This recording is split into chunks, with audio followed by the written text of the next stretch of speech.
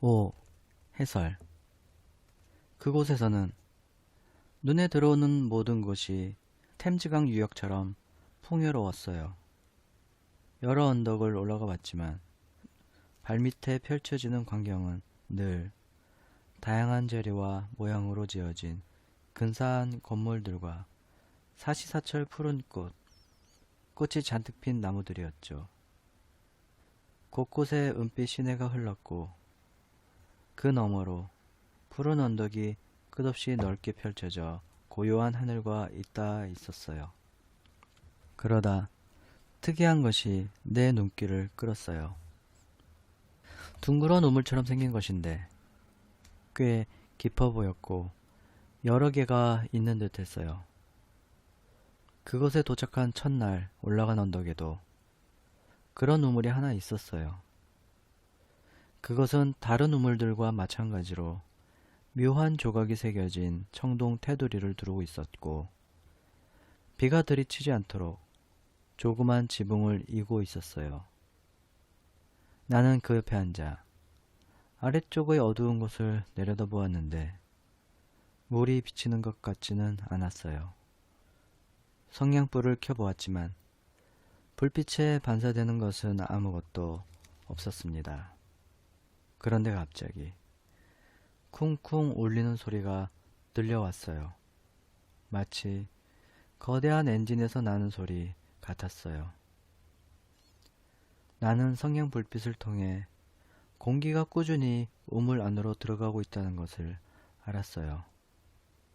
종이 조각을 던졌더니 팔랑거리며 천천히 가라앉지 않고 금세 빨려 들어가 보이지 않았어요.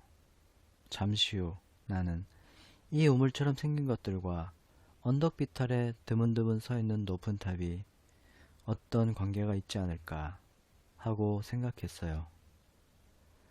탑 위로 햇빛이 내리쬐는 한여름 해변에서 흔히 볼 수 있는 공기의 흔들림 같은 게 보였기 때문이에요. 그리고 여러 가지 것들을 종합해 볼 때 지하에 거대한 환기시설이 있으리라고 짐작되었어요. 왜 지하에 환기시설이 있어야 하는지는 알 수 없었지만 말이죠. 처음에는 탑이 이곳 사람들의 위생시설과 관련이 있을 거라고 생각했지만 그것은 완전히 잘못된 생각이었어요. 이쯤에서 나는 내가 있는 미래시대의 하수도나 교통수단 등에 대해 잘 모른다는 사실을 인정해야 할 것 같군요. 미래에 대한 책을 보면 미래시대의 건물이나 사회제도 등이 자세히 적혀 있지만 그건 한 사람의 상상 속에서 이루어진 일이기 때문에 그런 설명이 가능한 겁니다. 실제로 미래 세계를 여행하는 사람들은 낯선 것들을 파악하기가 쉽지 않아요. 막 영국에 도착한 중앙아프리카의 흑인을 생각해 볼까요? 그가 나중에 자기 나라로 돌아가서 영국에 대해 과연 어떻게 설명할까요? 영국의 철도나 사회구조, 전신, 전화, 소폭, 우편함 등에 대해 그가 얼마나 이해할 수 있을까요? 물론 우리는 기꺼이 설명해 주려 하겠지만 그래도 그에게는 이해가 안 되는 부분이 있을 겁니다. 그리고 그가 이해한다 해도 그것을 영국에 와보지 않은 사람들에게 얼마나 이해시킬 수 있을까요? 그래도 우리가 살고 있는 시대의 흑인과 백인 사이의 거리는 나와 미래 세계 사람들 사이의 거리에 비하면 아무것도 아닙니다.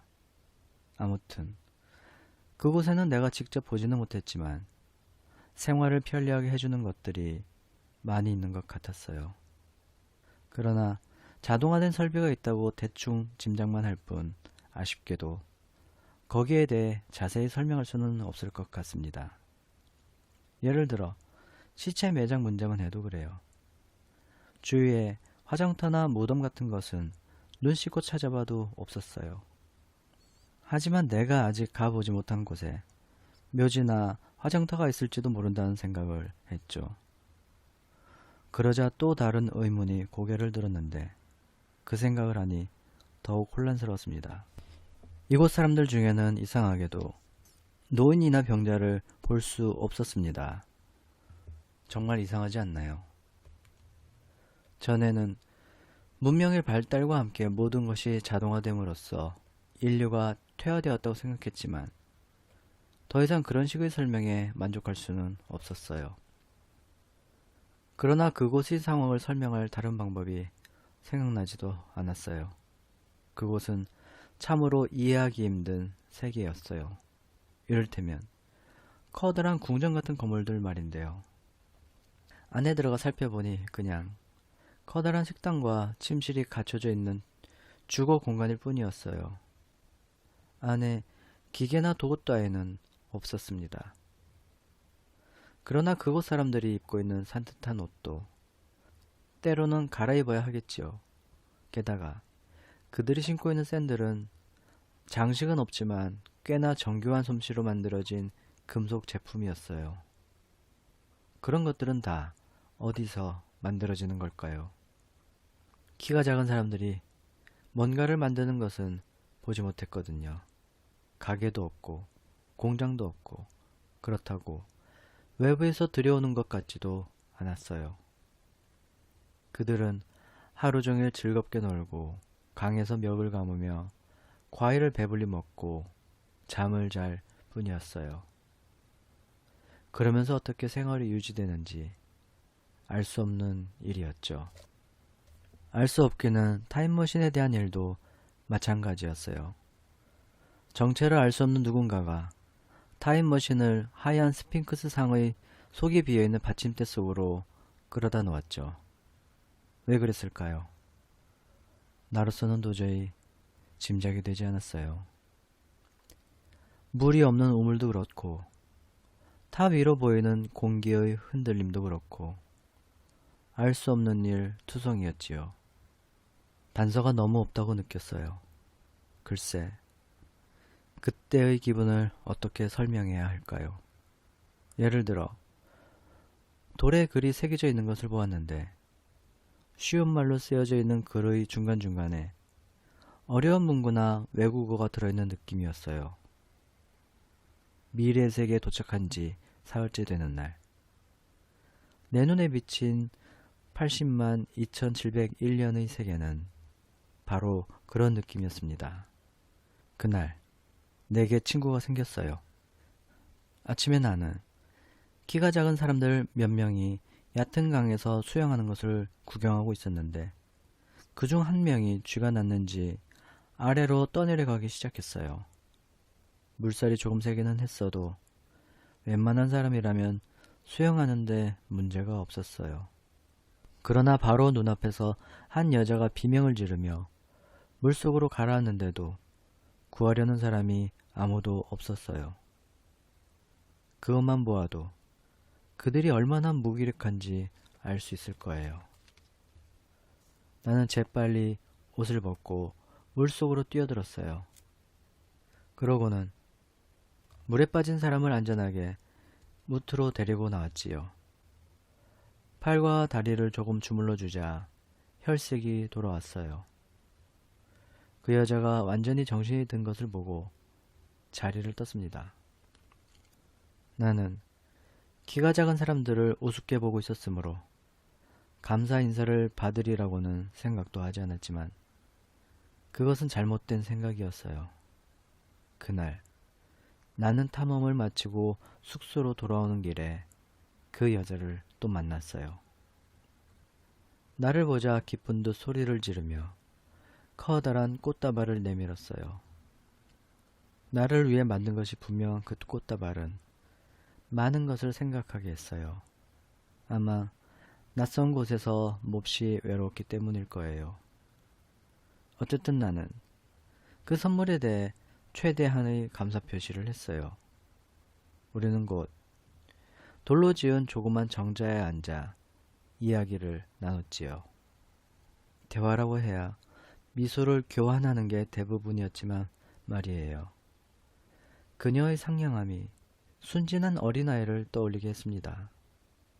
우리는 서로에게 꽃을 건네주었고 그녀가 내 손에 입을 맞추었어요. 나는 그녀의 손에 입을 맞추었지요. 그녀의 이름은 위나였어요. 무슨 뜻인지는 모르지만 그녀에게 잘 어울리는 이름 같았어요. 그리하여 그 후 한 주 동안의 기묘한 우정이 시작되었습니다.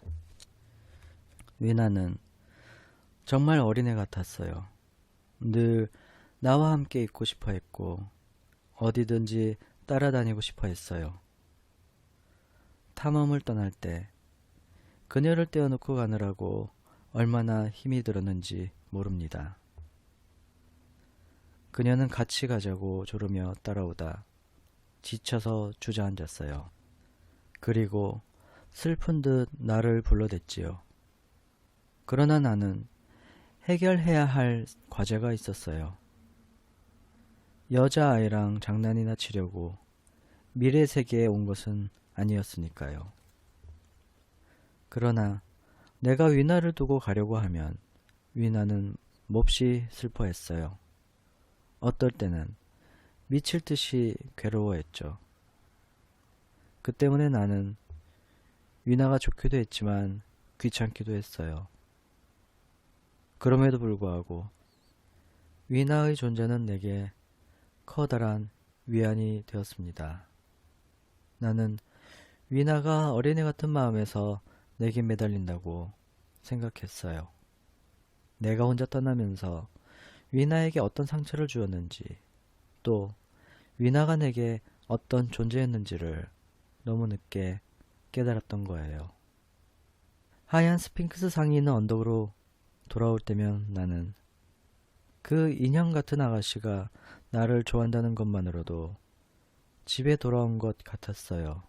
그래서 언덕을 오르며 늘 조그만 위나의 흰 옷과 금발부터 찾게 되었지요.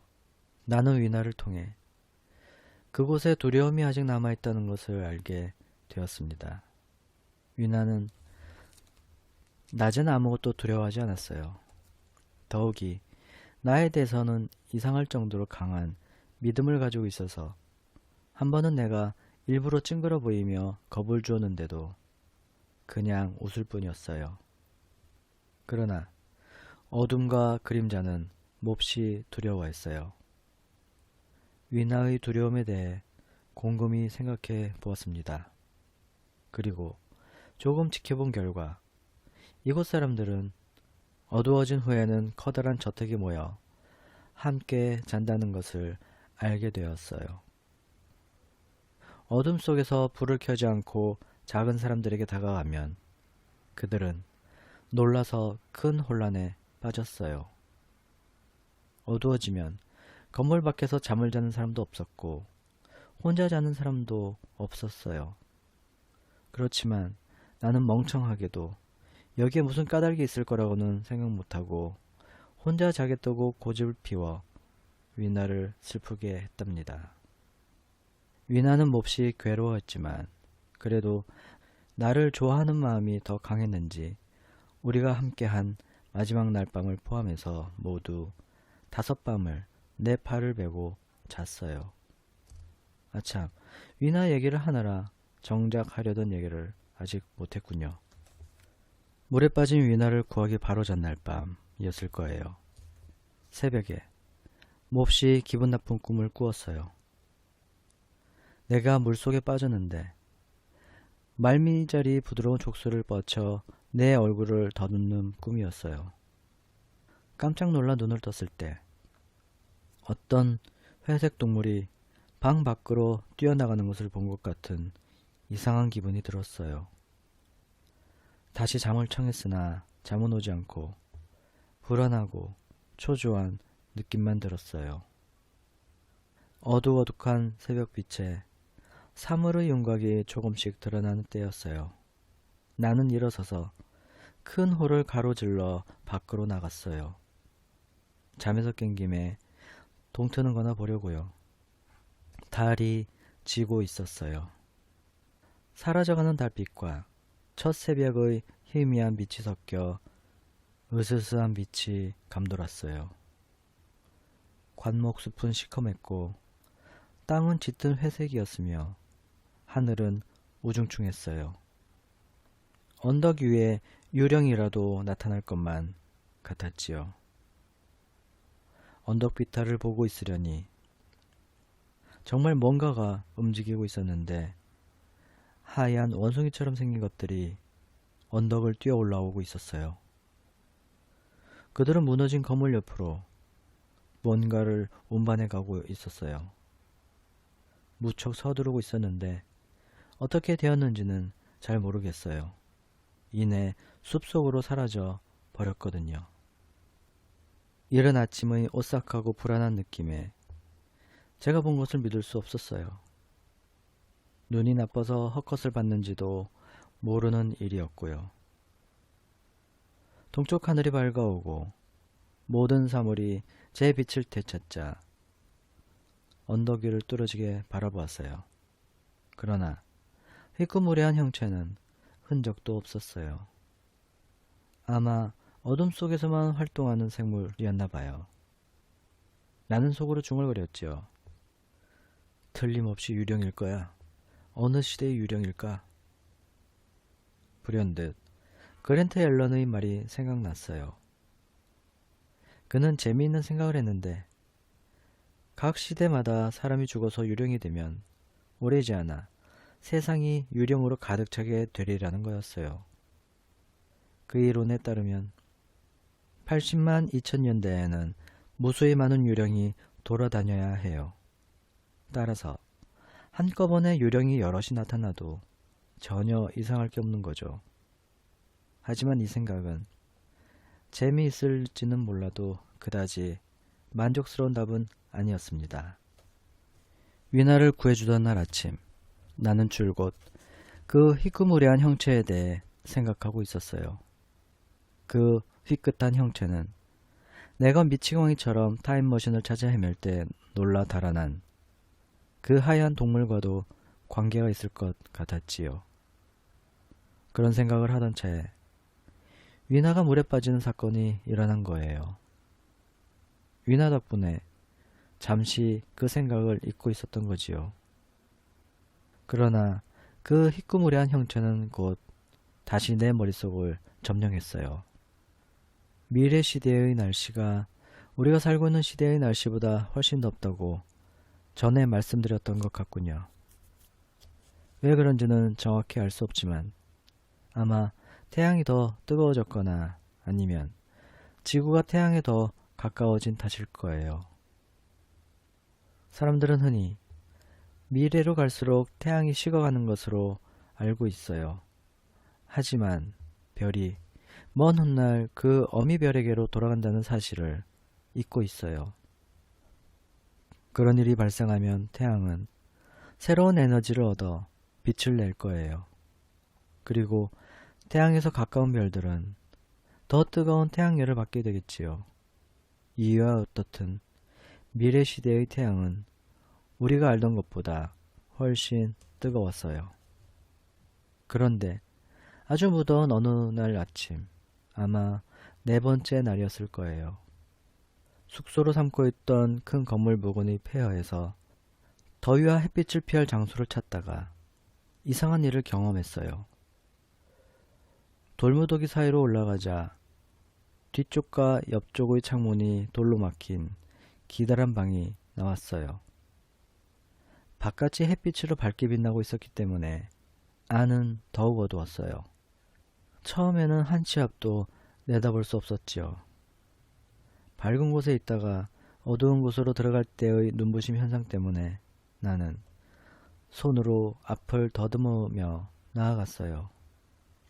그러다가 갑자기 놀라서 우뚝 멈춰 섰습니다. 어둠 속에서 2개의 눈동자가 나를 지켜보고 있었어요. 야수에 대한 본능적인 공포가 나를 짓눌렀어요. 나는 두 손을 불끈 쥐고 번쩍이는 눈동자를 똑바로 바라보았어요. 문득 이곳에서는 사람들이 아주 안전하게 지내고 있다는 생각과 함께 그들이 이상할 정도로 어둠을 두려워하던 것이 기억났어요. 두려움을 억누르고 한 발씩 앞으로 다가서며 말을 걸었어요. 목소리가 거칠게 떨리더군요. 손을 앞으로 내밀자 무언가 부드러운 것이 만져졌어요. 그 즉시 두 개의 눈이 옆으로 비껴가면서 어떤 허연 물체가 내 옆을 지나갔어요. 나는 심장이 멎을 것 같이 놀라서 뒤를 돌아다 보았지요. 원숭이처럼 생긴 작고 이상한 형체가 고개를 아래로 늘어뜨린 채 내 뒤쪽의 밝은 곳을 향해 뛰어가고 있었어요. 그 녀석은 큰 돌덩어리에 부딪혀 비틀거리다가 또 다른 돌무더기 속으로 사라졌어요. 물론 내 눈이 정확하지 않을 수도 있어요. 하지만 몸이 허옇고 붉은 빛이 도는 회색 눈동자가 유난히 컸고 머리에서부터 등까지 갈색 머리털이 나 있는 것은 알 수 있었어요. 그러나 방금 얘기했듯이 너무 빨리 사라져버리는 바람에 더 자세히는 볼 수 없었습니다. 네 발로 뛰어갔는지 팔을 길게 늘어뜨리고 두 발로 달려갔는지조차 분간이 안 됐어요. 난 곧 그 녀석을 뒤쫓아 두 번째 돌무더기 사이로 따라 들어갔어요. 그 녀석은 처음에는 좀처럼 눈에 띄지 않았어요. 잠시 후 어둠 속에서 전에 말했던 우물 모양의 물건을 발견했어요. 쓰러진 기둥이 그 입구를 반쯤 가리고 있었죠. 갑자기 그 녀석이 이 밑으로 내려갔을지도 모른다는 생각이 들었어요. 나는 성냥불을 켜고 아래를 내려다 보았어요. 그러자 작고 허연 무언가가 움직이는 게 눈에 들어왔어요. 그 녀석이 아래로 내려가면서 그 큰 눈으로 나를 쏘아보고 있었던 거예요. 오싹 소름이 끼쳤어요. 그 녀석은 마치 인간 거미가 된 듯이 벽을 기어 내려왔어요. 나는 그제서야 벽 안쪽에 일종의 사다리처럼 금속 조각이 박혀 있어서 손과 발을 걸칠 수 있게 되어 있다는 것을 알았어요.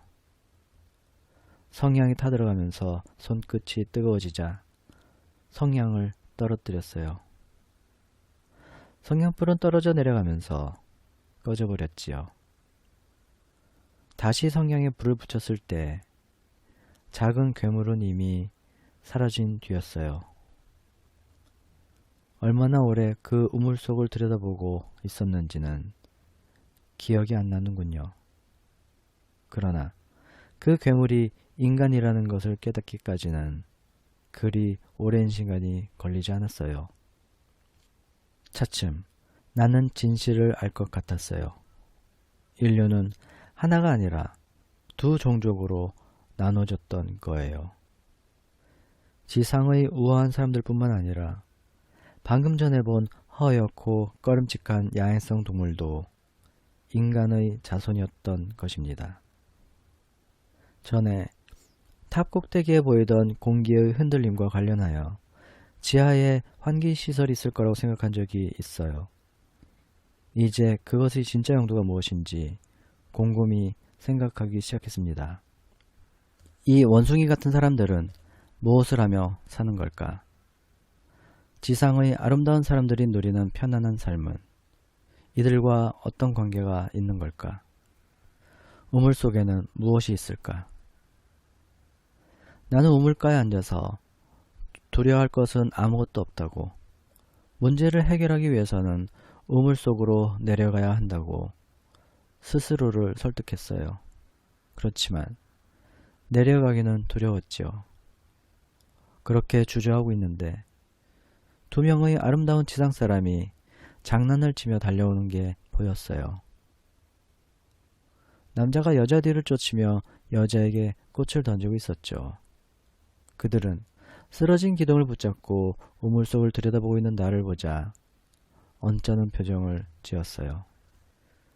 그 우물에 대해서 말하는 것은 분명 옳지 않은 것 같았어요. 내가 우물속을 가리키며 그들의 말로 질문하려고 하자 그들은 드러나게 기분 나빠하며 돌아섰어요. 하지만 그들은 성냥을 보더니 흥미로워했어요. 나는 성냥에 불을 붙여 그들을 즐겁게 해주었지요. 그러고는 다시 한번 우물에 대해 물어보았어요. 그러나 역시 아무 대답도 듣지 못했습니다. 나는 위나한테 가서 물어봐야겠다는 생각을 했어요. 그러나 마음속은 이미 알 것 같았습니다. 청동 받침대의 문과 타임머신뿐만 아니라 우물, 탑, 유령 등의 수수께끼에 대해서도 단서가 잡힌 거예요. 그러자 늘 궁금하기만 했던 경제 문제에 대해서도 어렴풋이 해답이 보이는 듯 했어요. 나의 새로운 견해는 이렇습니다. 인류의 두 번째 종족은 지하세계에 살아요. 그들이 지상에 잘 나오지 않는 것은 오랫동안 지하에서 생활하던 습관 때문이죠. 그것은 다음의 세 가지를 보면 알 수 있어요. 첫째, 그들은 어두운 곳에 사는 동물들이 흔히 그렇듯이 피부가 탈색된 듯한 허연 색이었어요. 둘째, 그들의 눈처럼 빛을 반사하는 커다란 눈은 야행성 동물의 공통적인 특성이죠. 올빼미나 고양이의 눈이 그렇잖아요. 그리고 마지막으로 그들은 햇빛을 싫어해요. 햇빛 속에서는 여기저기 부딪히기 일쑤고 재빨리 어두운 그늘 속으로 달아나려 하며 고개를 푹 숙이고 다니죠. 이걸 보면 그들의 눈이 아주 민감하다는 것을 알 수 있어요. 그렇다면 발밑에 거대한 지하 세계가 있는 게 분명했어요. 지하 인간들이 모여 사는 지하 세계 말이죠. 비탈진 언덕에 늘어서 있는 탑과 우물들은 지하 세계가 얼마나 넓게 퍼져 있는지를 말해주는 증거였던 겁니다. 실제로 탑과 우물은 강가의 계곡을 제외한 모든 곳에 퍼져 있었습니다. 그렇다면 지상의 인간들이 사용하는 모든 물품은 지하에서 만들어지고 있다고 보아야 마땅하지 않을까요? 그 생각은 아주 그럴듯해 보였어요. 그래서 나는 다음으로 넘어가 인류가 어떻게 두 종족으로 나누어졌는가 하는 문제를 생각해 보기로 했지요. 먼저 우리가 살고 있는 시대의 일에서부터 출발했어요. 지금은 그 차이가 대단하지 않지만 자본가와 노동자의 사회적 격차는 점차로 크게 벌어져 나중에 온갖 문제의 원인이 되었을 거예요. 이런 생각은 어이없게 여겨질지도 모르지만 사실 지금도 그런 조짐이 보이잖아요. 문명의 발달과 더불어 우리 생활에 꼭 필요하면서도 별로 아름답지 않은 것들은 지하로 들어가고 있어요. 런던의 도시철도가 그렇고 전동차나 지하철이 그래요. 지하 식당이나 지하 작업실도 점점 늘고 있고요. 이런 식으로 마침내 제조업은 땅 위에서 자취를 감추게 되었을 거예요. 공장은 땅속 깊이 들어가 넓게 자리 잡았을 것이고 그곳의 노동자들은 아주 오랜 세월을 지하에 있다가 마침내 지금도 이스트엔드 런던의 공업지구의 노동자들은 자연과는 완전히 단절된 인공적인 환경에서 일하고 있지 않습니까? 또한 부유한 사람들은 자신들만 생각하는 경향이 있어서 교육 수준이 높아지면서 부유한 사람들과 가난한 사람의 거리가 더욱 커진 것이겠지요. 국토의 상당 부분을 자신들의 이익을 위해서만 사용하고 다른 사람들은 들어오지 못하게 막고 있어요. 런던의 경우 지금도 아름다운 교외 지역의 절반가량은 일반인이 출입하지 못하도록 되어 있죠. 또한 자본가와 노동자의 격차가 갈수록 커지면서 결혼을 통해 계급이 바뀌는 일도 사라지게 되었을 거예요. 아직은 자본가 계급과 노동자 계급 사이에도 결혼하는 일이 덜어 있어서 두 계급이 완전히 분리되는 것을 늦춰주고 있지만 말입니다. 그리하여 마침내 지상에는 부유한 사람들이 모여 살면서 즐거움과 편안함과 아름다움을 추구하고 지하에는 가난한 노동자들이 모여 살면서 작업 환경에 적응해 갔을 거예요. 지하로 들어간 사람들은 환기 문제로 많은 세금을 내야 했을 테고 세금이 밀리면 숨쉬기가 불편해졌을 겁니다. 노동자로서 소질이 없거나 반항적인 사람들은 죽고 말았을 테지요. 살아남은 사람들은 지하 생활에 적응하며 나름대로 행복을 느끼고 지상 사람들도 자기들의 생활에서 행복을 찾았을 거예요. 그러면서 점차 지상 사람들은 세련된 아름다움을 갖게 되었을 것이고 지하 사람들은 창백한 피부를 얻었을 겁니다. 그러나 내가 꿈꿨던 인류의 위대한 승리는 이런 것이 아니었어요. 이것은 내가 상상했던 도덕교육과 협동의 승리가 아니었어요. 인류는 과학이 계속 발달하면서 만들어낸 물질적 풍요를 거두어들였어요. 인류는 자연과 함께 동료인 인간도 정복해버린 겁니다. 이것이 그때 내가 생각한 것이에요. 어쩌면 완전히 그릇된 생각인지도 모르지만 나는 지금도 이것이 가장 그럴듯하다고 생각합니다. 그러나 이 생각이 옳다 해도 균형에 도달한 인류의 문명은 이미 오래전에 전성기를 지나 쇠퇴기에 이르렀어요. 지상 사람들은 모든 위험이 사라지자 서서히 퇴화하기 시작했지요. 키도 힘도 지적 능력도 모두 줄어들었어요. 나는 이미 그것을 확인할 수 있었습니다. 하지만 지하 사람들이 어떻게 변했는지는 아직 몰랐어요. 언뜻 본 몰록, 이것이 지하 세계에 산 사람들의 이름이에요. 그 몰록의 모습에서 나는 그들이 엘로이, 이것은 지상에 사는 아름다운 종족의 이름이죠. 엘로이보다 훨씬 더 우리가 살고 있는 시대의 인간과 거리가 있을 거라고 짐작했어요. 하지만 여전히 의문이 남았어요. 몰록들은 왜 내 타임머신을 가져갔을까? 분명 타임머신을 가져간 자는 그들이 틀림없는데 엘로이가 지배 계급이라면 왜 그들은 내 타임머신을 찾아주지 않는 걸까요? 그리고 그들은 왜 그토록 어둠을 두려워하는 걸까요? 나는 위나에게 지하세계에 대해 물어봤지만 실망스럽게도 아무 대답도 듣지 못했어요. 위나는 처음에는 내 질문을 못 알아듣는 척하더니 나중에는 대답을 거부했어요. 그 얘기를 하는 것 자체가 견딜 수 없는 일인 듯 몸을 떨고 있었어요. 내가 좀 더 강한 어조로 묻자 그녀는 울음을 터뜨렸어요. 아마 내 목소리가 다소 거칠었나 봅니다. 위나의 눈물은 내 눈물을 제외하고는 그곳에서 처음 보는 눈물이었어요. 위나가 우는 것을 본 나는 몰록에 대한 질문을 그만두고 위나의 눈에서 눈물이 멎도록 하는 데에만 신경을 썼어요. 눈물은 그녀가 인류의 자손임을 나타내주는 표시였지만 말이죠. 내가 성냥불을 켜자 위나는 금세 다시 손뼉을 치며 좋아했어요.